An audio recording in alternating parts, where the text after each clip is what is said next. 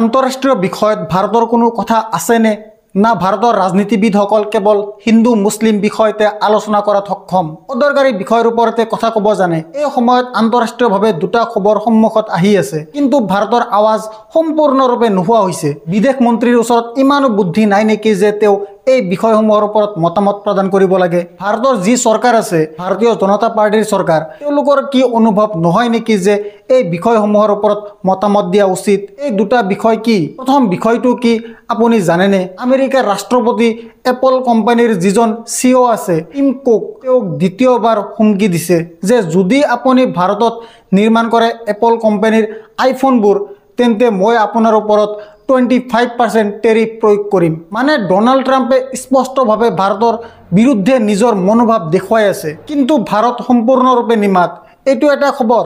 দ্বিতীয় খবৰ, এইটো বহুত জৰুৰী খবৰ, কাৰণ বিশ্বত যদি ভাৰতে নিজৰ পতাকা উৰুৱাইছে, তেন্তে সেইটো তেওঁলোকৰ শিক্ষাৰ দ্বাৰা, তেওঁলোকৰ বুদ্ধিৰ দ্বাৰা আৰু তেওঁলোকৰ বুদ্ধিজীৱীৰ দ্বাৰা। আপুনি জানেনে আমেৰিকাই কি সিদ্ধান্ত গ্ৰহণ কৰিছে? হাৱাৰ্ড ইউনিভাৰ্চিটি, বিশ্ববিখ্যাত ইউনিভাৰ্চিটিত আন্তঃৰাষ্ট্ৰীয় ছাত্ৰসকলৰ প্ৰৱেশৰ ওপৰত ৰোধ আৰোপ কৰা হৈছে। আটাইতকৈ ডাঙৰ কথা, এই বিষয়ত চীনে নিজৰ প্ৰতিক্ৰিয়া দি আছে। ঠিকেই শুনিছে আপুনি, কিন্তু ভাৰত চুপ হৈ আছে। মই এই বিষয়বোৰ আপোনালোকৰ সন্মুখত কিয় উঠাই আছো? আপোনালোকৰ কিছুমানে ক'ব পাৰে যে ইয়াৰ লগত আমাৰ কি সম্পৰ্ক? যেতিয়া এটা আন্তঃৰাষ্ট্ৰীয় ঘটনা ঘটে, তেতিয়া দেশৰ সন্মান, তাৰ খ্যাতি, এই কথাটোৰ পৰা বুজিব পাৰি যে সিটোৰ ওপৰত আপোনাৰ মতামত কি। যেতিয়া আমেৰিকাই আমাক গালি দিয়ে, ডোনাল্ড ট্ৰাম্পে আমাৰ প্ৰধানমন্ত্ৰী নৰেন্দ্ৰ মোদীৰ সন্মুখত স্পষ্টকৈ আমাক টেৰিফ কিং বুলি কয়, যেতিয়া তেওঁ এইবোৰ কয় যে ভাৰত আৰু পাকিস্তানৰ মাজত মই শান্তি চুক্তি কৰি দিছোঁ, কাৰণ মই কৈছিলোঁ আমি ভাৰত আৰু পাকিস্তানৰ লগত বেপাৰ বাণিজ্য বন্ধ কৰি দিম, বিদেশ মন্ত্ৰীৰ মুখৰ পৰা এটা শব্দ ওলোৱা নাই। প্ৰধানমন্ত্ৰী নৰেন্দ্ৰ মোদী সম্পূৰ্ণৰূপে নীৰৱ। আমি তেতিয়াও নীৰৱ থাকোঁ যেতিয়া বিষয়বস্তুবোৰ আমাৰ সৈতে জড়িত থাকে। সেয়ে মই আপোনাক এটা প্ৰশ্ন সুধিব বিচাৰোঁ যে যেতিয়া হাৱাৰ্ডত আন্তঃৰাষ্ট্ৰীয় পাঠ্যকৰ্তাসকলৰ ভৰ্তিৰ ওপৰত নিষেধাজ্ঞা আৰোপিত হৈছে, চীনে প্ৰতিক্ৰিয়া দিছে, ভাৰতে কিয় দিব পৰা নাই নিজৰ মতামত? যদি প্ৰধানমন্ত্ৰীয়ে নিজে বিশ্বগুৰু বুলি ভাবে, তেন্তে সমস্যাসমূহৰ ওপৰত মতামত দিয়াটো আৱশ্যক। যদি টিম কুকক ধমকি দিয়াৰ চেষ্টা কৰা হৈ আছে যে যদিহে আপুনি ভাৰতত আইফোন নিৰ্মাণ কৰিব, আইফোন বনাব, তেন্তে আমি আপোনাৰ ওপৰত 25% টেৰিফ আৰোপ কৰিম, তেন্তে ভাৰত নীৰৱ হৈ থাকিব নোৱাৰে। সকলোতকৈ আগত মই আপোনাক জনাব খুজিছোঁ যে ডোনাল্ড ট্ৰাম্পে টিম কুকক কি ভয় দেখুৱাইছে। আপোনাৰ স্ক্ৰীণত আই have long ago inform Tim Cook of Apple that I expect their iPhones that will be sold in the United States of America will be manufactured and built in the United States, not India or any place else. If that is not the case, a tariff of at least 25% must be paid by Apple to the US. Thank your information to this matter. সৰল শব্দত মই team কুকক জনাই দিছোঁ যে যদিহে আপুনি ভাৰতত আইফোনৰ নিৰ্মাণ কৰে আৰু আমেৰিকাত নিৰ্মাণ নকৰে, তেনেহ'লে মই আপোনাৰ ওপৰত 25% টেৰিফ আৰোপ কৰিম। এপলৰ CEO টিম কুকক ডোনাল্ড ট্ৰাম্পৰ ধমকিত কংগ্ৰেছে কঠোৰ প্ৰতিবাদ কৰিছে। পাৰ্টিৰ মুখপাত্ৰ সুপ্ৰিয়াই কয় যে ভাৰতত এপল আইফোন বনাব নালাগে, যদি বনায় 25% কৰ দিব লাগিব। আজিৰ পৰা এই কথা ডোনাল্ড ট্ৰাম্পে 8 দিনত দ্বিতীয়বাৰ কৈছে। ট্ৰাম্পে ভাৰতৰ বিনিয়োগ আৰু উৎপাদনৰ ওপৰত আক্ৰমণ কিয় কৰি আছে? মোদীজী চুপ হৈ থাকিব? জয়শংকৰজী আপোনাৰ পৰা আশা কৰাটো একেবাৰে ভুল। যি প্ৰশ্ন উত্থাপন কৰি আছে সেইবিলাক বৈধ।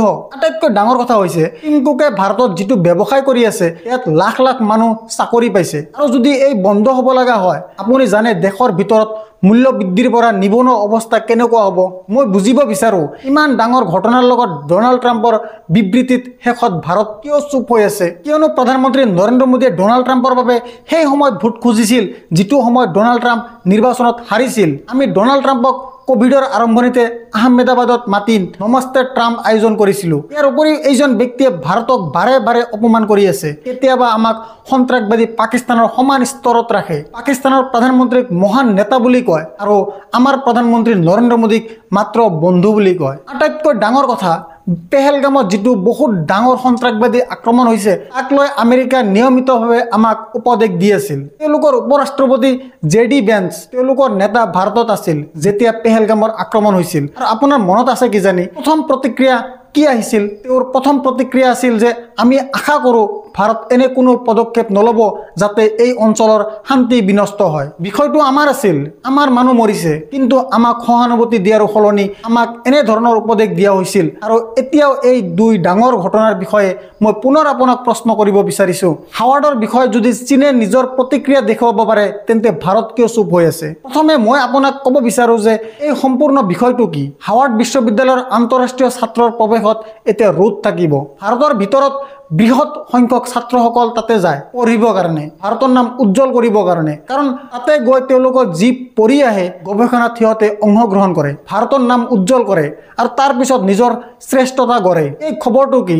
এই বিষয়টোৰ ওপৰত গুৰুত্ব আৰোপ কৰা উচিত। আমেৰিকাৰ প্ৰতিষ্ঠিত হাৱাৰ্ড বিশ্ববিদ্যালয়ত এতিয়া কোনো বৈদেশিক ছাত্ৰ ভাগ দেখুৱাব নোৱাৰিব। বহু ভাৰতীয় সপোনত আঘাত। ট্ৰাম্প প্ৰশাসনে বৃহস্পতিবাৰে হাৱাৰ্ড বিশ্ববিদ্যালয়ৰ আন্তঃৰাষ্ট্ৰীয় ছাত্ৰসকলক ভৰ্তি দিয়া মঞ্জুৰি বাতিল কৰিছে। এই পদক্ষেপটোৰ কাৰণ হৈছে হাৱাৰ্ডে চৰকাৰৰ নীতিসমূহৰ সন্মুখত হাৰ নামানে। আমেৰিকাৰ হোমলেণ্ড ছিকিউৰিটি বিভাগে মন্তব্যত কৈছে এতিয়া হাৱাৰ্ড বৈদেশিক ছাত্ৰক এডমিট কৰিব নোৱাৰে আৰু যিসকল বৈদেশিক ছাত্ৰ আছে তেওঁলোক অন্য কোনো কলেজলৈ স্থানান্তৰ হ'ব লাগিব বা নিজৰ লিগেল ষ্টেট হেৰুৱাব লাগিব। হোমলেণ্ড ছিকিউৰিটি ছেক্ৰেটাৰী ক্ৰিছ নোমে তেওঁৰ বিভাগক আদেশ দিছে যে হাৱাৰ্ডৰ ছাত্ৰ আৰু এক্সচেঞ্জ ভিজিটৰ প্ৰগ্ৰেম চাৰ্টিফিকেট শেষ কৰি দিয়া হওক। ইয়াৰ কাৰণ জনোৱা হৈছে যে হাৱাৰ্ডে আগৰ মাহত DHS দ্বাৰা খোজা বিদেশী ছাত্ৰসকলৰ বিহেভিয়াৰ ৰেকৰ্ড দিয়া অস্বীকাৰ কৰিছিল। এতিয়া আটাইতকৈ ডাঙৰ কথা হৈছে ইয়াত কি প্ৰভাৱ পৰিব সেই বিষয়ে মনোযোগ দিব। এই নিৰ্ণয়টোৰ প্ৰভাৱ হাৱাৰ্ড বিশ্ববিদ্যালয়ৰ আন্তৰ্জাতিক ছাত্ৰৰ 1/4 পৰা অধিক জনসংখ্যাত পৰিস্থিতিৰ সৃষ্টি কৰিব পাৰে, যি এতিয়া অস্থিৰতাৰ বিভ্ৰান্তিত আছে। অধ্যাপকসকলে কৈছে যে যদি বহুত বিদেশী ছাত্ৰ গুচি যায় তেনেহ'লে বিশ্ববিদ্যালয়ৰ একাডেমিক শক্তিত ডাইৰেক্ট প্ৰভাৱ পৰিব।